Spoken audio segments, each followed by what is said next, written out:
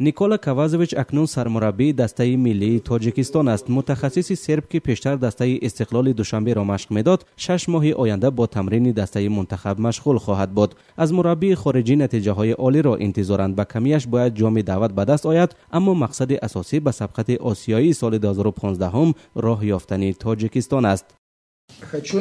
کاری خود را از حل دو مشکلات فوتبال در تاجیکستان آغاز کردنی هستم. اول این فوتبالی نورسان یا اینکه فوتبالی کودکان. دوم تشکیل کاری агентҳое ки тавонанд фаъолияти футболистони ҳирфаиро дар командаҳо ва ё клубҳо ба роҳ монанд. оид ба футболи кудакон бошад, ман дар аввали соли оянда рӯи мизи раҳбарияти федератсияи футбол нақшаи рушди ин соҳаро хоҳам гузошт. آخری سالهای 2000 دوره احیای فوتبال تاجیک به شمار می رود. سال 2007 با روی میدان سبز آمدن دسته استقلال مناسبت مقامات به فوتبال از ریشه عوض شد. سفر رهبران سازمانهای بین المللی ورزشی به تاجیکستان و جلب متخصصان خارجی برای کار در کشور به مراتب بیشتر گردید. به عباره دیگر پیشرفت فوتبال به بخش از سیاست دولتی عمومی کردن ورزش تبدیل یافت. وضع بهتر شده است. توجه پرزیدنت زیاد شده است. حالا برنامه را طرحی کرده ایستادیم که موافق آن شماره آزمون‌ها و چمپیونات‌ها زیاد می‌گردد و در نظر است که مبلغ گذاری نیز از بودجه کشور به مراتب افزاید. حالا حکومت برای ساختمان انشاءات ورزشی مبلغ‌های زیاد جدا می‌کند. در 2 سال در کشور 15 مکتب ورزش، 13 ورزشگاه، 5 حوض بزرگ شناوری و 8 مرکز عمومی ورزشی ساخته شد. برای برقرارسازی انشاءات پیشینه و بنیاد مرکزهای نو از سرمایه خصوصی نیز استفاده می‌شود. مقصد از این همه معرکه جلب شماره زیاد جوانان نورسان به ورزش است. یکی از پرابلم ما این کادرها میباشد، کادرهای کسبی.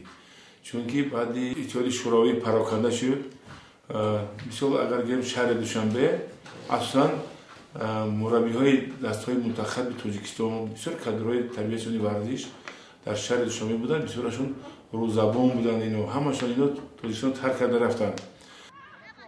والری اورونوف 30 سال است که فوتبال بازان نورس را تربیت می‌کند. مربی که به سن نفقه رسیده است به حد آخر سرکار است و در یک روز به 3 گروه سبق می‌دهد. اورونوف میگوید مربی نورسان بودن پیشه سرخریدار نیست، کاری مشکل است و مزد کم دارد.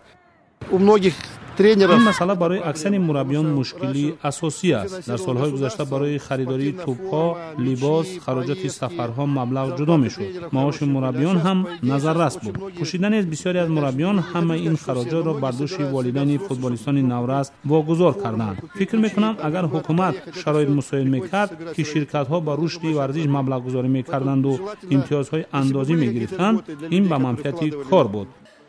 برخی از تحلیلگران میگویند توجه زیاد مقامات تاجیکستان به ورزش و سلامتی یک جنبه نانمایان هم دارد. با جلب بیشتر جوانان و نورسان به ورزش، مقامات میخواهند آنها را از تاثیر روحانیان و حزب‌های سیاسی دور نگاه دارند. سالهای آخر جامعه تاجیکستان مذهبی تر می شود و برای پیشگیری از این روند چند قانون قبول شد که جلب جوانان نورسان را به دین محدود می کند. من فکر نمی کنم که با جاری کردن و با دعوت کردن جوانان برای شغل ورزیدن با ورزش ما توانیم همون یک جایگاهی که دین داشت در جامعه از همون جوانان رو دور کنیم. این به نظر من این یک برنامه یا که یک تصمیم ناموفق حکومت است. بنا به نوشته‌های مطبوعات تاجیکستان، مسئله تمرکز روی ورزش در پروتکل 3220 که گویا پینوشت یک جلسه مخصوص حکومت است، نیز قید شده است. هرچند مقامات این سند را که غوغای برپا کرد قلبکی می‌شمارند، در عمل معرکه جلب نورسان به ورزش روشن به مشاهده می‌رسد. اما تشنگی بازی در میدان سبز فوتبال جای نماز در مسجد را خواهد گرفت یا نه، وقت نشان خواهد داد.